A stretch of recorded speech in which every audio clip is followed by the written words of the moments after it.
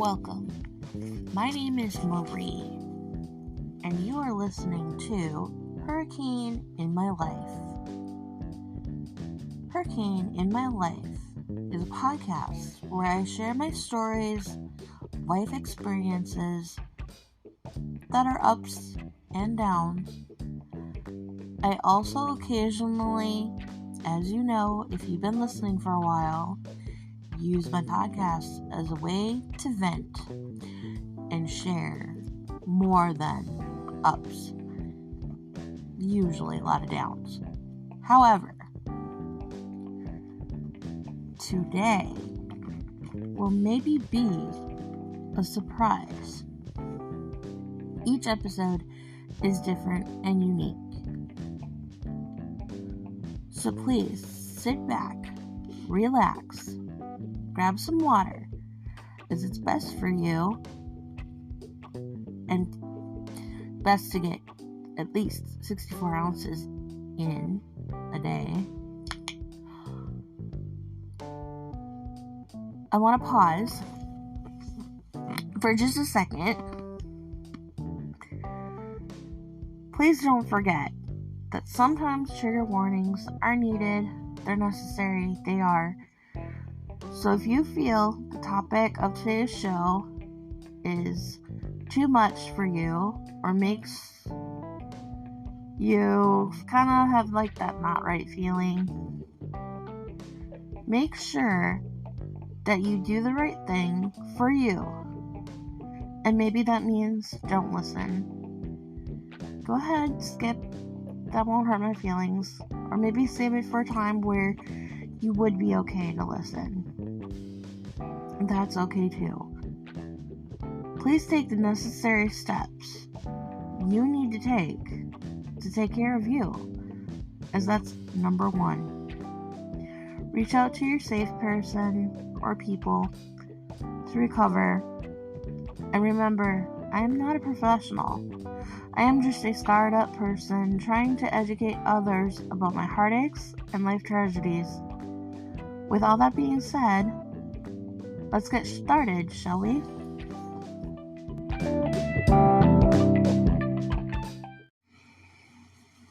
Hey y'all, thank you for choosing Hurricane in My Life. Today's episode is about what makes a really good caregiver versus what makes a really bad caregiver. If your caregiver helps you bathe daily, if that's what you need, you have a good caregiver.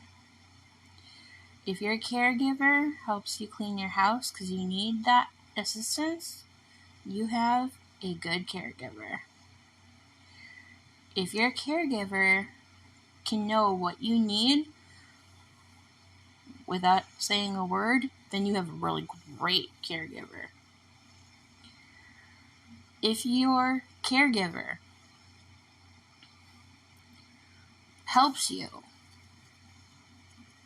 do tasks without even thinking or having to ask what the task is, then you've trained a really good caregiver.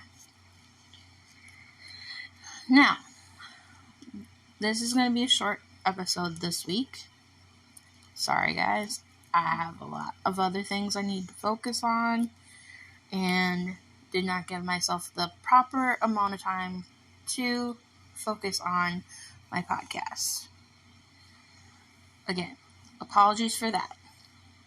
So what are the things that make a not so great caregiver? If you've had to spend the night in your wheelchair because your team has forgotten about you, you don't have very good caregiver. If you have to worry about bed sores because you cannot position yourself the way you want to be or need to be, and your care team does not help you, you have a not so good caregiver.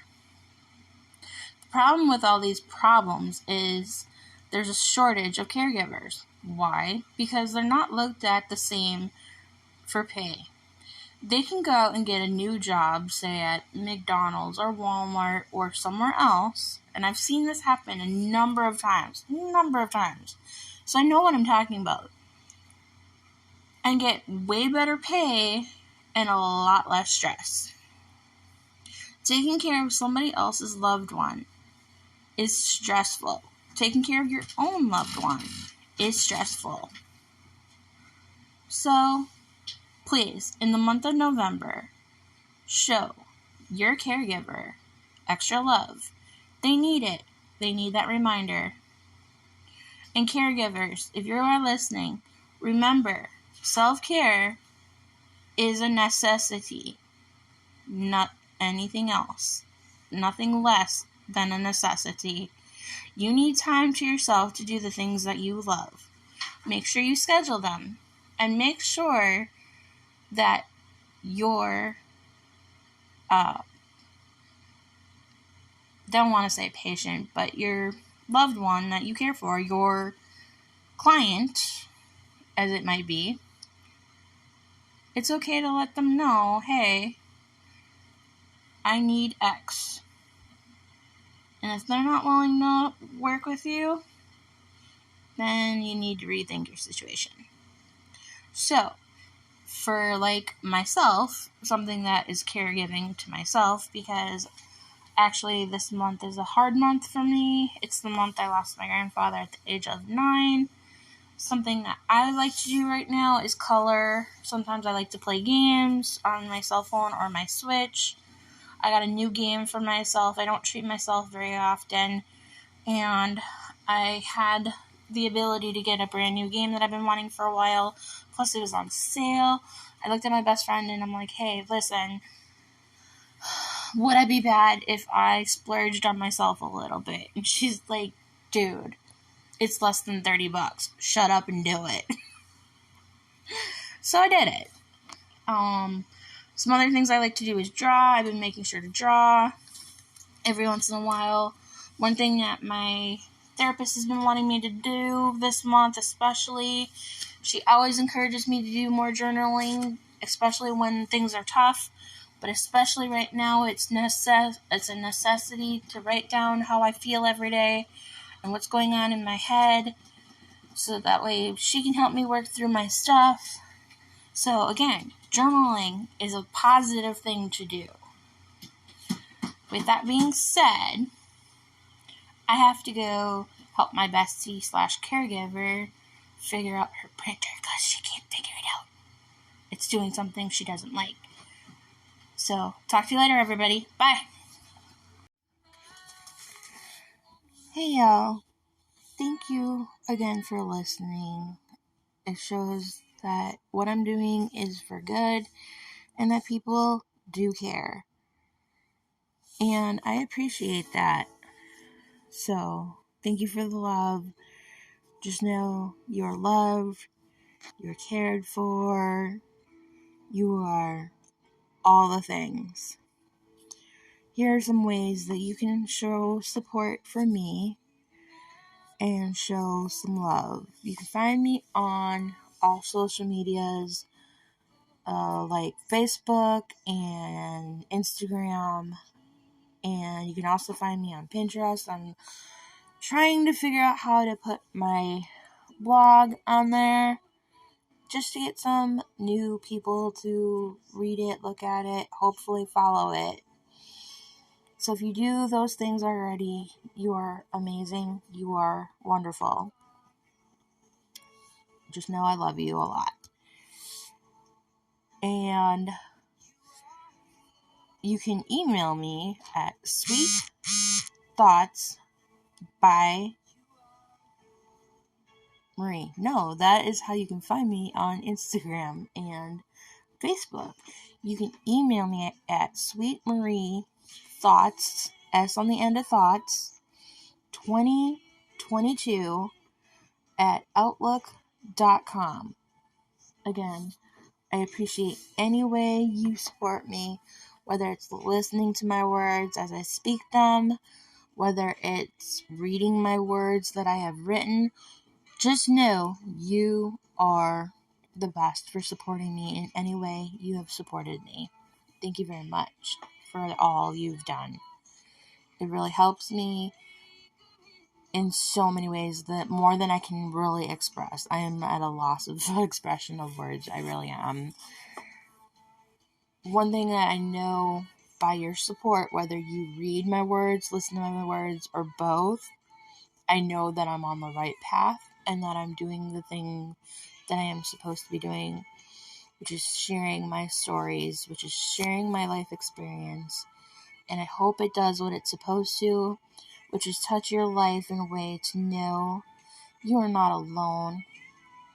I hope nobody that listens to me ever considers themselves to be a nobody.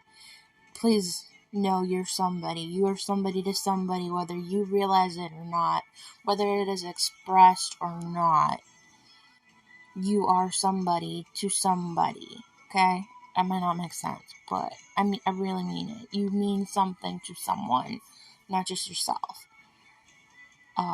Just know your love always, whether it's by someone in your life or by God. I have my days where I feel He's the only one that backs me up and has me in my corner for the next round. You know what I'm saying? He has me ready for the next fight. But realistically, we all have people that love us, even though people tend to have a really cruddy way of showing that they love and care for someone. And that hurts. I know. I get it. I do. That's all I can say, people, is never forget, you are somebody.